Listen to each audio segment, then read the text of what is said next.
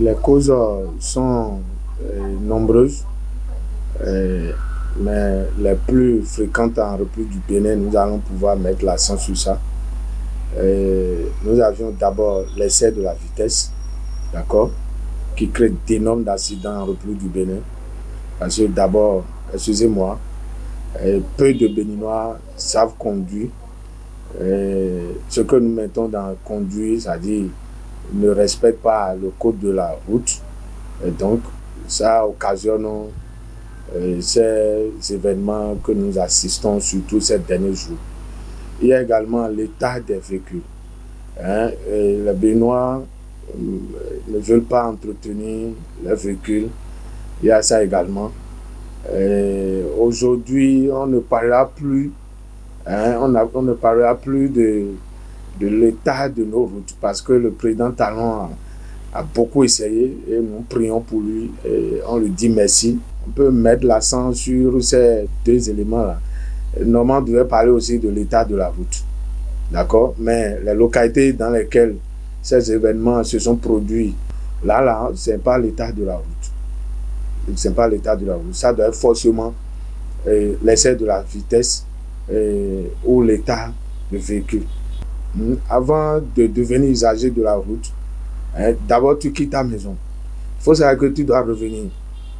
Tu dois revenir le soir ou bien tu vas revenir quelque temps après. Donc tu gardes dans ta tête que tu ne dois pas aller au-delà de la vitesse prévue par les tests. Ouais. Nous sommes dans un pays désormais organisé où il y a la rigueur, mais nous sommes toujours têtus. Vous savez, quand nous nous conformons aux tests en vigueur, je pense que nous allons pouvoir développer le pays. Les usagers qui sont sur nos routes doivent savoir qu'il y a un code de la route.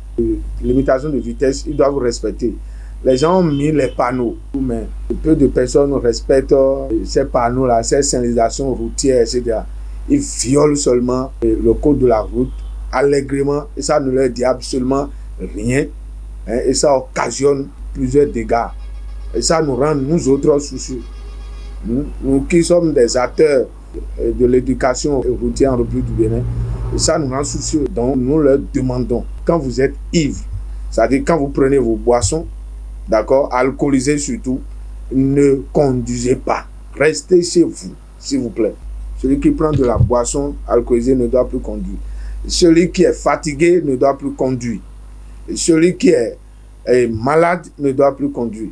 Celui qui est soucieux ne doit pas conduire. Celui qui sait que son état de santé, c'est-à-dire l'état du conducteur, celui qui veut se mettre au volant ou bien à bord d'un véhicule, d'accord, et il voit qu'il n'est pas totalement à l'aise, il doit s'abstenir de conduire. C'est très, très important. Ouais. Maintenant, si tu es en bon état et tu te mets à bord d'un véhicule, tu dois savoir que tu n'es pas la seule personne sur la route. Et donc, tu es tenu de respecter le code de la route, surtout limitation de vitesse. Ouais, à côté des écoles, on met limitation de vitesse de 30 km à l'heure ou bien 20 km à l'heure. 50 km à l'heure. C'est maintenant les gens veulent aller à 90 dans nos agglomérations. Ouais, là où l'accident s'est produit à Dassa. Dassa, c'est déjà une agglomération.